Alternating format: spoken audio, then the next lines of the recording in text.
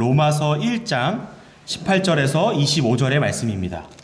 하나님의 진노가 불의로 진리를 막는 사람들의 모든 경건하지 않음과 불의에 대하여 하늘로부터 나타나나니 이는 하나님을 알만한 것이 그들 속에 보임이라. 하나님께서 이를 그들에게 보이셨느니라. 창세로부터 그의 보이지 아니하는 것들 곧 그의 영원하신 능력과 신성이 그가 만드신 만물에 분명히 보여 알려졌나니 그러므로 그들이 핑계하지 못할지니라.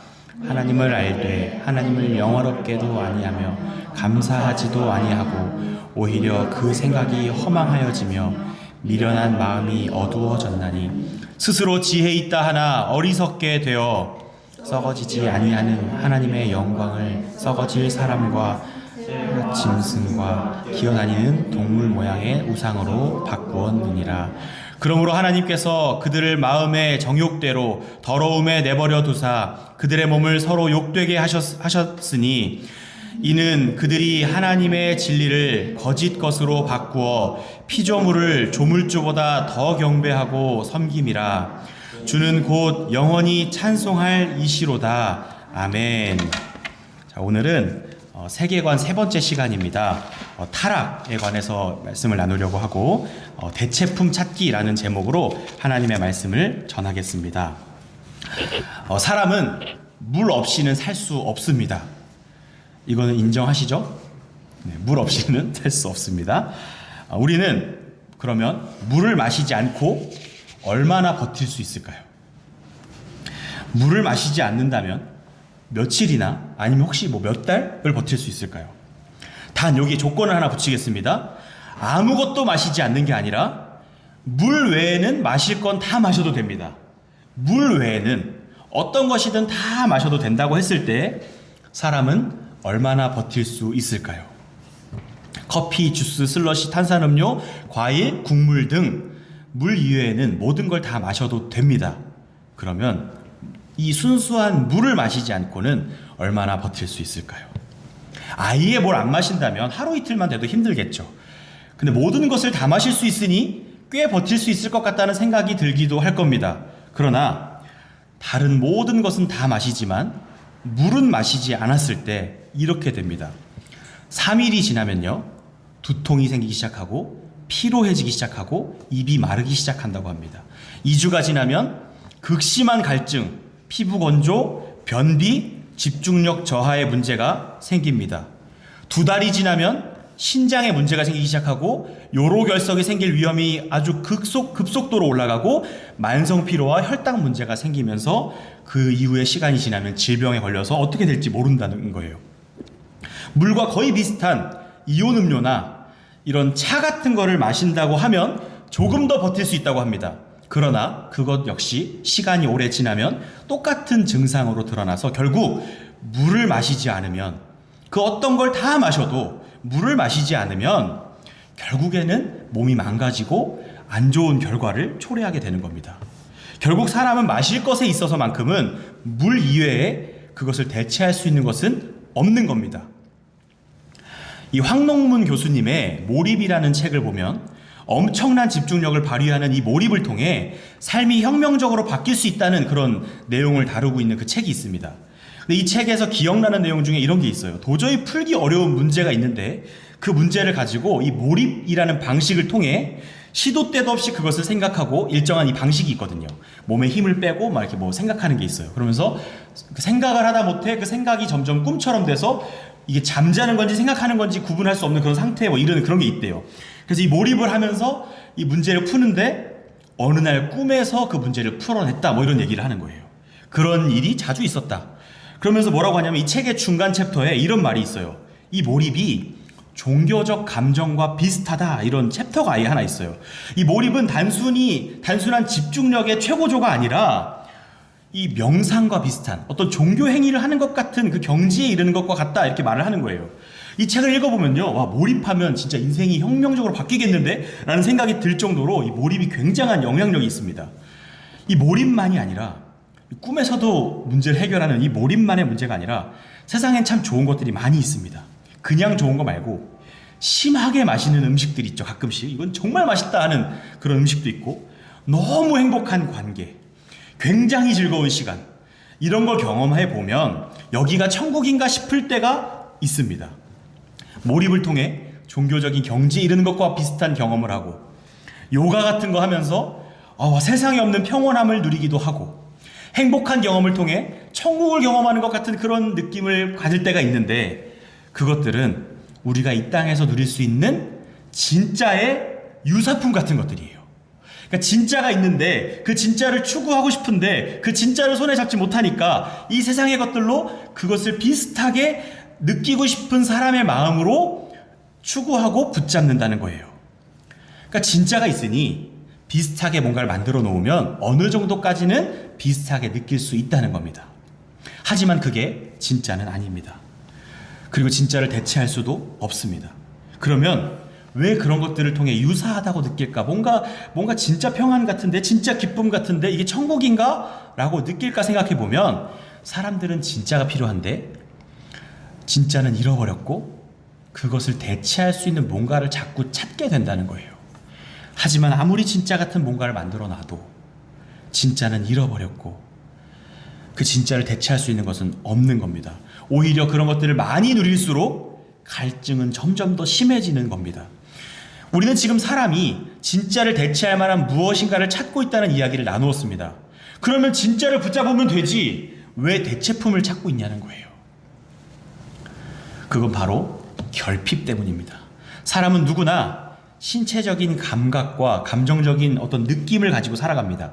이런 감각과 느낌은 우리가 살아가는 환경과 맞물려서 건강한 사람이 되게 하기도 하고 건강하지 않은 사람이 되게 하기도 합니다. 이 감각이 적절하게 자극을 받고 만족을 느끼지 못하면 여러 가지 어려움을 겪게 돼요. 사람은 살면서 적절한 어떤 자극, 적절한 만족을 누려야 되거든요. 근데 그걸 못하면 자꾸 문제가 생기는 거죠. 삐그덕삐그덕 거리는 거예요. 이걸 결핍이라고 합니다. 어떤 것이든 우리를 완전히 만족시킬 수는 없어요. 밥을 맛있게 먹으면 몇 시간이 지나면 배가 고파지죠. 아무리 재밌는 시간을 가져도 그 시간이 끝나고 나면 그 자극이 사라지면 빈자리가 생깁니다. 이 결핍은 누구나 느낍니다. 그런데 건강한 사람은 어떤 부분에 결핍이 생겨도 더 많은 부분에서 만족을 느끼면서 이 결핍을 이겨낼 수 있는 힘이 있습니다.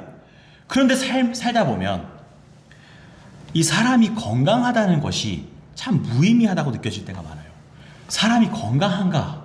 건강한 사람이 있고 건강하지 못한 사람이 있는가 생각해보면 사실 건강한 사람이 별로 없습니다. 어쩌면 사람이라는 존재 자체가 건강과는 어울리지 않은 것 같을 때가 있어요. 결핍이 있어도 그냥 잘 이겨낼 수 있는 삶의 풍요로움이 있으면 좋겠는데 어려움은 겹쳐서 찾아오고 몇 가지의 결핍이 있어도 더 많은 만족이 있으면 그걸 이겨낼 수 있을 것 같은데 사실 결핍이 더 많죠. 우리는 마음에도 그렇고 상황에도 그렇고 모든 부분에 있어서 결핍이 더 많아요. 근데 그게 내 탓인가? 그럼 그냥 그런 인생이 나에게 주어진 것 같을 때가 많은 거예요. 이 결핍 많은 인생 속에서 자꾸 빈자리가 느껴지고 공허하고 그 빈자리를 채우려고 뭔가를 찾다가 중독에 빠지기도 하고 한때는 뭔가를 찾아서 그것으로 내가 채워지는 느낌을 받기도 하지만 지나고 나면 공허한 그런 일들을 계속 경험하면서 반복하게 되는 겁니다. 왜 그런 문제가 생기냐? 결핍이 있으면 그냥 결핍대로 빈 공간으로 냅두면 되잖아요. 근데 왜 그게 안 되냐? 사람은 빈자리로 자신의 속을 빈 공간으로 놔두고 견딜 수가 있는 존재가 아닙니다. 반드시 그 빈 공간을 뭔가로 채워야만 한다는 게 문제예요. 사람은 그 빈자리를 뭔가로 채워야만 하도록 그렇게 태어났고 그렇게 생겨 먹은 겁니다. 제가 이 속에 지금 밑에서 그릇을 하나 준비해놨어요. 그릇을 아까 전에 제가 달라고 해가지고 그릇을 준비했는데 이 그릇에 속이 비어있죠. 아니 왜 채워서 만들지 왜 비워놨죠? 채우려고 뭔가를 아니 이왕이면 꽉 채우는 게 더 좋지 않아요? 더 많은 게 좋은 거잖아요. 꽉꽉 채워야지 왜 이렇게 빈 공간으로 만들어가지고 이렇게 공허하게 만들었냐는 거예요. 그래야 식탁에 놓고 여기다가 국을 담든 밥을 담든 뭘 담아서 먹으니까 이게 그릇의 존재 목적이니까 그렇게 만든 거예요. 그러면 사람 속은 왜 비어 있을까요? 뭔가로 채워야만 되게 만들어 놨냐 이거예요.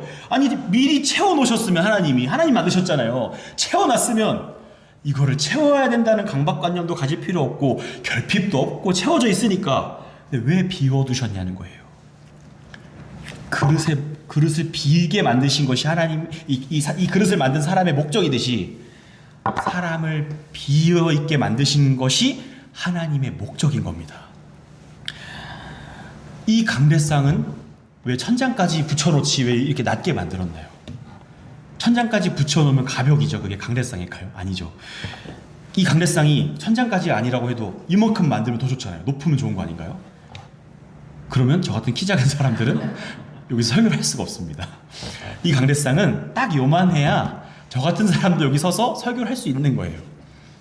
그러니까 뭐든지 목적에 맞게 만들어졌는데 사람도 하나님께서 목적을 가지고 창조하신 겁니다. 우주의 작용으로 우연히 발생한 진화의 산물이 아니라 어쩌다가 만들어진 게 아니라 하나님이 어떤 목적이 있어서 창조한 존재가 우리라는 거예요. 근데 그 목적을 가지고 창조해 놓고 보니 하나님이 만드신 그 사람 속에 빈자리가 이만큼 가득 있다는 거예요. 그리고 그것을 뭔가로 채우지 않으면 안 되는 존재로 만들어 놓으셨다는 거죠.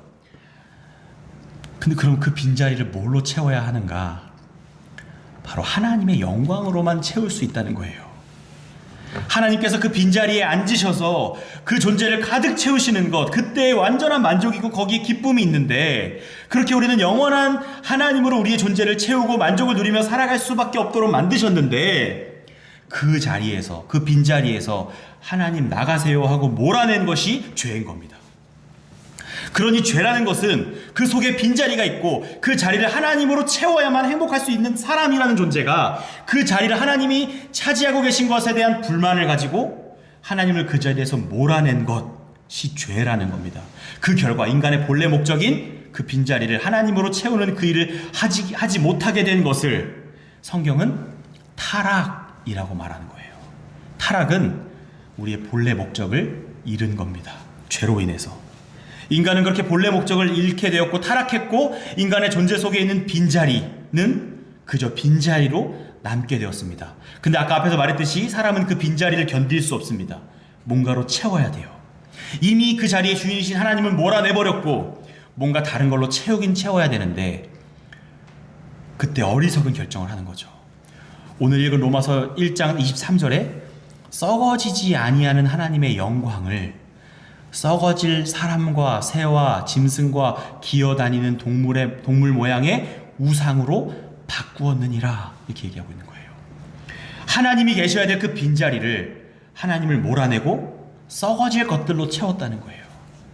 사람으로 채우고 저기 새로 채우고 짐승으로 채우고 기어다니는 동물로 채우고 그 우상들로 이 마음을 채우기 시작했다는 거예요. 그 자리는 반드시 채워져야만 하기 때문에 뭔가로 채우긴 채웠는데 영원하지 않은 것으로 채워놓으니 그것이 들어와서 영원히 그 자리를 지켜주면 좋겠는데 영원하지 않잖아요. 그러면 언젠가 그 영원하지 않은 것이 사라지겠죠. 그럼 또다시 불안해지고 또다시 힘들어지죠. 그게 불안해지기 시작한 원인입니다. 그러니까 자꾸 뭐가 또 이것이 사라지면 또 다른 걸로 채우고 다른 걸로 채우고 다른 걸로 채우고 동시에 여러 개로 채우고 자꾸 뭔가로 채우지만 하나님을 제외한 모든 것들은 다 영원하지 않고 썩어질 것들이어서 계속 우리 마음을 비워놓는 그런 일들이 벌어지는 겁니다. 세상 어떤 것도 우리의 마음을 영원히 지켜줄 수 있는 건 없습니다. 그러니까 우리 마음은 죄로 인해 본래의 목적을 잃은 타락을 경험했고 그 결과 영원하지 않은 것들, 우상으로 우리의 그 자리를 채우기 시작하면서 빈자리가 되는 일이 자주 발생하고 많아지면서 불안해지는 겁니다. 그래서 이 죄, 그리고 타락, 우상, 불안은 세트로 우리의 인생 가운데 찾아오는 세트 메뉴인 거예요. 죄로 인해 본래 목적을 잃은 타락을 경험하고 그 타락 때문에 이 빈자리는 우상으로 채워지고 그 우상으로 채워지다 보니 계속 빈자리가 발생하니까 불안해지고 그게 우리의 인생의 그런 비참함이 되었다는 겁니다. 타락하면서 인간은 본래 목적을 잃어버리게 되었다고 했습니다. 그러면 타락은 하나님께서 창조하신 세상을 어떻게 바꿔놓았는가? 우선 창조하면 뭘 떠올려야 되냐면 네 가지를 떠올려야 된다고 지난주에 나눴는데 창조는 하나님 말씀으로 창조하셨다. 이게 첫 번째예요. 두 번째, 하나님의 형상으로 사람을 창조하셨다. 세 번째, 언약을 맺으셨다. 네 번째, 땅을 다스리도록 하셨다. 이 네 가지를 우리에게 말씀하십니다. 이 중에서 사람에게 책임을 지게 하신 영역이 2번, 3번, 4번이에요. 하나님의 형상으로 지었고 하나님과 언약을 맺으시고 땅을 다스리게 하셨다 하는 거죠. 이 책임을 지게 하셨다는 건 너 잘못하면 책임질 거야, 책임을 떠넘기는 이런 게 아니라 그만큼 책임질 수 있는 존귀한 존재로 지으셨다는 뜻이 겁니다. 그러면 이제 타락하면서 사람이 잃어버린 것이 뭐냐 했을 때 그 세 가지를 잃어버린 거예요. 하나님의 형상이 깨졌고, 하나님과 맺은 언약이 깨졌고, 땅을 다스릴 수 없게 된 겁니다. 하나님께서 사람을 하나님의 형상으로 만드셨다고 했을 때 그 의미는 세 가지라고 했잖아요. 이 하나님의 형상이로 만들어졌을 때 남자와 여자로 창조된 게 첫 번째입니다. 남자와 여자로 하나님이 사람을 창조하셨고, 그것이 하나님의 형상으로 창조된 내용입니다.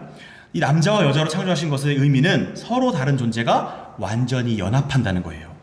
그냥 사람으로 만드시면 되지 왜 남자와 여자로 창조하셨을까? 아니 4가지도 아니고 5가지도 아니고 왜 두 존재로 만드셨을까? 이게 참 궁금하기도 한데, 이 남자와 여자라는 내용의 핵심은요, 서로 다른 두 존재가 서로 사랑하며 서로를 도우며 완전히 하나 되는 것이 하나님의 뜻이었던 거예요. 이 시대는 자꾸 그 구분을 없애려고 하는 게 목적이죠. 남자나 여자나 상관없다, 남자나 여자나 의미 없다, 그냥 똑같은 사람이다, 이렇게 얘기를 하는 거예요. 그런데 남자와 여자는 하나님께서 구분해 놓으신 존재입니다. 남자와 여자는 삼위일체 하나님의 존재를 반영하고 있는 거예요. 완전히 구별되어 존재하시는 성부, 성자, 성령 하나님이 한 분이라는 도대체 이해할 수 없는 이 믿음의 영역의 고백, 이 하나님의 존재를 사람에게 반영시켜 놓은 겁니다. 남자와 여자가 극명하게 다른 두 존재가 하나라고 선언하는 것, 그것이 성경이 사람을 만드시면서 사람의 존재가 그런 존재다, 그래서 하나님을 닮아있다 하는 거예요. 그런데 죄로 인해 그 교제와 연합의 관계가 깨진 겁니다. 남자와 여자는 더 이상 하나가 아니고 사람 사이의 진정한 연합과 하나됨은 발견하기 어려워졌습니다. 하나님의 형상의 두 번째 특징은 하나님과의 교제입니다. 코드가 맞다는 건데, 우리가 해외여행을 가면 110V 코드 변환기를 준비해서 가야 되죠. 왜냐하면 220V 코드를 가져가면 유럽이나 이런 다른 나라 가면 안 맞잖아요. 그러면 연결할 수가 없는 거예요. 그렇듯 하나님과 코드가 맞아야 하나님과 교제를 할 수 있는 겁니다. 근데 하나님께서 하나님과 직접적인 교제를 하기 위해서 사람을 하나님과 코드가 맞게 만드신 거예요. 그게 하나님의 형상대로 만드셨다, 그거예요. 그래서 만물 중에 하나님과 직접적으로 교제할 수 있는 존재는 사람밖에 없습니다. 돌들도, 바다도, 꽃들도 하나님께 순종하고 그것들도 하나님의 존재를 찬양하고 예배하지만, 자발적으로 하나님께 마음을 올려드리고 하나님과 대면하여 교제하고 하나님께 기도하고 하나님께 예배하기로 선택하고 결정하고 나아갈 수 있는 존재는 사람밖에 없다는 거예요. 그게 가능한 이유는 사람만이 하나님과 코드가 맞기 때문에 그렇습니다. 그게 바로 하나님이 사람을 하나님의 형상대로 지으셨다는 의미예요. 그런데 그 교제가 끊어졌습니다. 죄 때문에. 코드를 뽑은 게 아니라 그냥 전선을 잘라버리듯이, 그럼 전기가 통하지 않듯이 하나님과 사람 사이의 그 교제가 끊어져 버린 거예요. 그게 죄의 결과입니다. 하나님의 형상의 세 번째는 하나님을 닮아 있는 존재입니다. 저를 비롯한 우리 모두는요, 하나님을 닮은 존재로 만들어졌어요. 근데 어느 정도로 닮았냐? 보이는 하나님인 겁니다. 앞에 사람을 볼 때 하나님 같아, 이런 느낌을 받을 만큼, 닮다 못해 하나님 아니야? 라는 착각을 불러일으킬 만큼 하나님처럼 만드신 거예요. 세상은 아무리 사람을 존귀하게 지으셨어도 세상은 하나님이 다스리셔야 되는 거 아니야? 라는 생각을 하겠지만, 하나님은 그 통치를 사람에게 맡기십니다. 얼마나 하나님을 닮아 있길래 사람이 세상을 통치할 수 있냐는 거예요. 우리는 상상할 수 없는 영역입니다. 아담이 얼마나 하나님을 닮아 있었는가 하면, 만물이 그를 하나님으로 착각할 만큼, 그가 통치해도 하나님의 통치가 이루어지는 것으로 느낄 만큼 사람은 하나님과 거의 똑같았습니다. 그러나 사람은 결코 하나님이 아닙니다. 하나님과는 다릅니다. 분명히 하나님은 하나님이시고 사람은 사람입니다. 그러나 얼마나 닮도록 만드셨는지 그 지혜와 권위와 아름다움에 있어서 너무너무 하나님인 것처럼 만드신 겁니다. 그래서 보이는 하나님이라고 말하고 싶을 정도로 하나님을 닮게 만드신 겁니다. 그런데 죄로 인해 그 하나님의 형상이 심각하게 훼손당했고, 더 이상 사람을 볼 때 하나님이 떠오르지 않는 거예요. 더 이상 아름답지 않고, 더 이상 지혜롭지 않고, 더 이상 위대하지 않은 겁니다. 그렇게 땅을 다스리는 능력을 상실했고, 그래서 만물이 함께 타락하게 된 겁니다. 하나님은 땅의 다스림을 사람에게 맡겼고, 사람은 그 다스림을 더 이상 할 수 없게 되어서 세상이 망가지기 시작한 거예요. 그래서 만물이 회복을 함께 기다리고 있는 겁니다. 타락한 인간은 하나님의 형상을 잃었고 그것은 인간의 본래 목적인 자기 속에 있는 빈자리를 하나님으로 채우는 즐거움을 누려야 하는데 그 자리를 썩어 없어질 것들로 채우면서 불안과 강박과 고통에 시달리게 된 겁니다. 한때 엄청난 영광을 누리다가 이제는 비참한 상태에 떨어진 겁니다. 길은 하나밖에 없습니다. 로마서 5장 1절에 그러므로 우리가 믿음으로 의롭다 하심을 받았으니 우리 주 예수 그리스도로 말미암아 하나님과 화평을 누리자. 로마서 5장 11절에 그뿐 아니라 이제 우리로 화목하게 하신 우리 주 예수 그리스도로 말미암아 하나님 안에서 또한 즐거워하느니라. 지금 화평을 누리자, 즐거워한다 이 말이 나올 때 그 앞에 동시에 뭐가 나오냐면 우리 주 예수 그리스도로 말미암아라는 말이 나옵니다. 우리 주 예수 그리스도를 통해서만 화평해질 수 있고 즐거워할 수 있다고 얘기하는 겁니다. 타락을 해결하는 유일한 길은 이겁니다. 불안이 아니라 화평을, 두려움이 아니라 즐거움을 주시는 것, 그것은 바로 예수 그리스도를 통해서밖에는 길이 없는 겁니다. 그런데 우리 마음이 평안하지 않다면 몰입이나 명상이나 요가 같은 종교에 가까운 활동을 통해 평안 비슷한 것을 얻기도 하고, 뭐 꼭 그런 종교적인 것이 아니더라도 하늘을 보며 카페에 앉아서 커피 한 잔 마시는 것, 나만의 시간을 가지면서 평안한 시간을 누리는 것, 아 정말 좋다 하는 것을 통해 평안 비슷한 것을 얻기도 하고, 그렇게 우리는 진짜 비슷한 것들로 우리를 채워가며 나름대로 난 잘 살고 있어 라고 생각하며 살아가지만 사실 돌아보면 여전히 공허합니다. 도대체 왜 그런 걸까요? 타락한 우리 마음에서 도대체 어떤 일이 벌어지고 있느냐는 겁니다. 교회 다니는 것을요, 예수님 믿는 것과 똑같은 걸로 생각하시면 안 됩니다. 이건 자꾸 구분해야 돼요. 교회 다닌다고 해서 예수님 믿는 게 아닙니다. 교회 열심히 다녀도 예수님 믿는 게 아닙니다.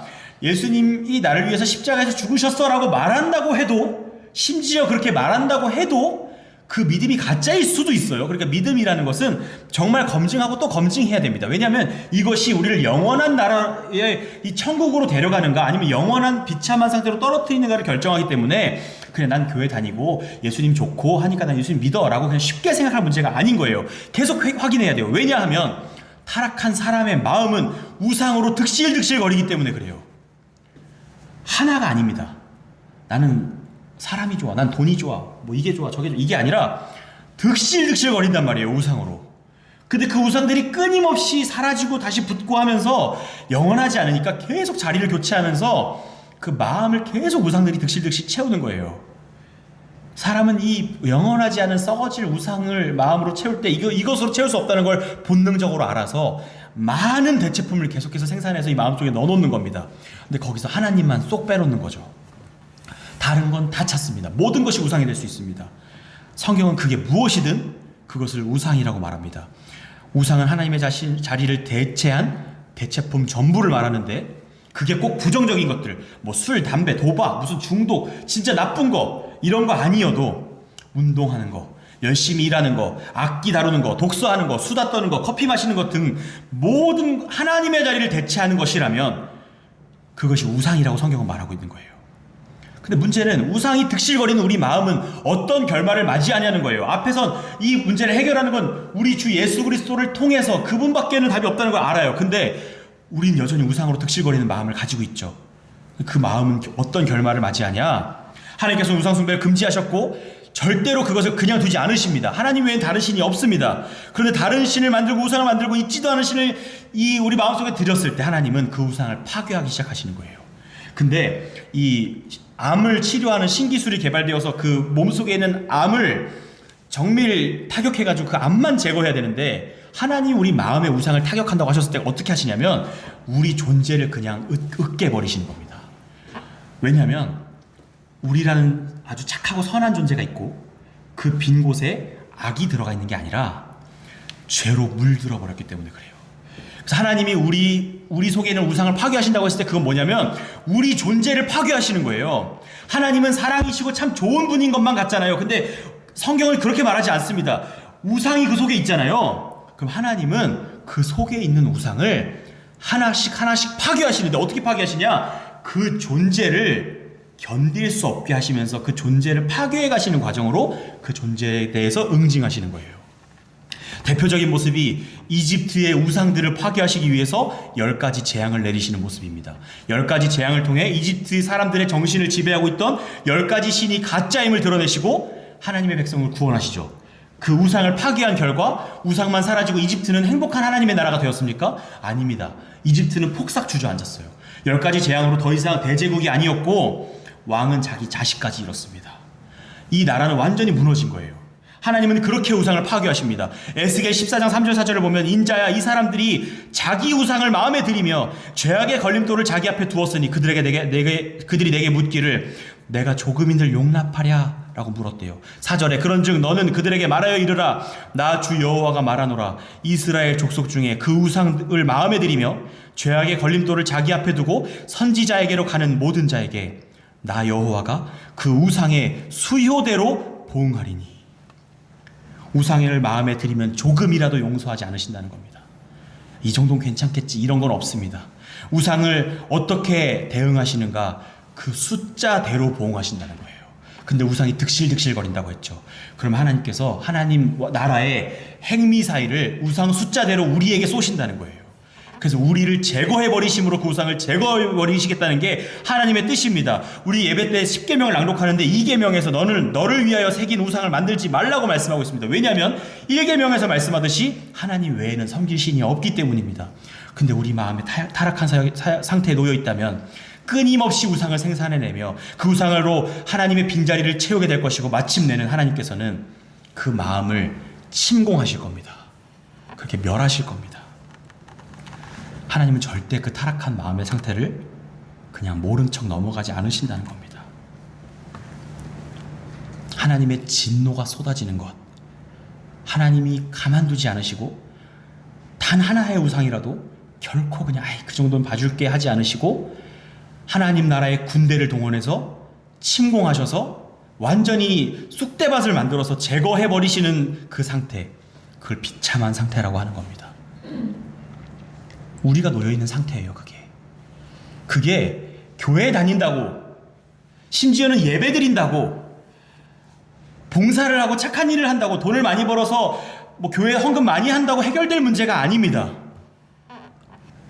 그런데 해결의 길이 있는데, 앞에서 말했듯이 예수 그리스도를 통해서 해결될 수 있는데, 그 예수님께로 나아가기 전에 우리의 타락의 상태, 그래서 우리 이 타락한 마음을 하나님이 절대 지나가지 않으시는구나, 얄짤없구나, 정말 큰일 났구나, 나는 비참한 상태에 놓여있구나를 깨닫는 것이 반드시 지나가야 되는 과정입니다. 타락해서 본래 존재 목적을 잃어버렸고 우리 속에 있는 자리에 하나님을 쫓아내고 빈자리를 우상으로 채우게 되었고 대체품으로 계속해서 채우는 상태가 되었고 그렇게 타락한 인간에는 소망이 없다는 그 사실, 그래서 착하게 살아갈수록, 성실하게 살아갈수록, 심지어 신앙생활을 잘할수록 자신이 죄인임을 느끼지 못한 채 자기 속에 있는 것이 우상인 줄도 모른 채 멸망으로 가는 그 비참한 상태. 그래서 착하게 살수록 더 문제인 거예요. 자기가 죄인인 줄을 몰라요. 교회 생활을 열심히 할수록 그걸로 내가 구원받았다고 생각하기 때문에 그게 더 문제인 거예요. 그래서 우리는 어떻게 해야 하는가? 타락했다는 사실을 인정해야 합니다. 이게 큰일 났다는 것을 깨달아야 됩니다. 내가 예배를 한 번도 안 빠져도 헌금도 열심히 하고 예수님을 믿는 것 같은데 나의 존재가 죄로 인해 타락했다는 그 절망감이 없으면 그 믿음을 점검해 봐야 되는 겁니다. 근데 우리가 내가 정말 죄인이구나, 나 정말 큰일 났구나, 나의 이 죄는 어떻게 할 수가 없구나, 정말 큰일이구나라는 그것을 인정할 때 그게 끝이 아니라 그거부터가 이 은혜의 시작인 겁니다. 그때 즉시 오는 은혜가 있는데 그게 바로 그럼 난 어떡합니까? 예수님이 필요합니다 라는 마음이 시작되는 거예요. 계속 제가 교회를 열심히 다녀도 가짜일 수 있다는 얘기를 하는 이유는 교회 다니는 사람들에게 시비 걸고 흔들려고 하는 말이 아니라 예수님이 필요 없는데 신앙생활을 열심히 하는 사람들이 많기 때문에 그래요. 예수님의 필요를 하나도 못 느끼고 자기가 죄인이라는 것을 전혀 느끼지 않으면서 동아리 활동처럼 교회 활동을 열심히 하는 거예요. 근데 그 사람들의 결말은 뻔히 보입니다. 하나님이 침공하셔서 우상숭배했다고 말씀하실 거란 말이에요. 우리의 세계관은요, 우리 세상을 어떻게 보냐면 하나님이 세상을 창조하셨지만 우린 타락했다부터 시작하는 거예요. 우리의 타락을 직시하지 못하는 신앙생활은 결코 하나님께서 인정하시지 않습니다. 근데 우리의 이 죄를 깨닫게 되는 그 은혜가 있을 때 거기로부터 하나님이 은혜를 부어주시기 시작하는 겁니다. 그걸 깨닫는 것 자체가 성령 하나님께서 시작하시는 일입니다. 예수님이 필요하다는 사실을 느껴야 됩니다. 절실히 느껴야 됩니다. 내 인생 꽤 괜찮은 것 같은데? 라고 느낄 때, 그럴 때일수록 더 경각심을 가지고 예수님이 필요합니다. 예수님이 정말 필요한가?를 돌아볼 수 있길 바랍니다. 타락은 대체품 찾기를 통해 우리의 삶을 우상으로 채우는 일을 하는 겁니다. 타락한 우리의 인생, 이제 모든 우상 다 내어버리고 대체품이 아니라 우리가 쫓아냈던 진짜 그 자리의 주인이신 예수 그리스도가 필요하다는 사실을 절실히 느끼게 되시기를 예수님의 이름으로 축원합니다.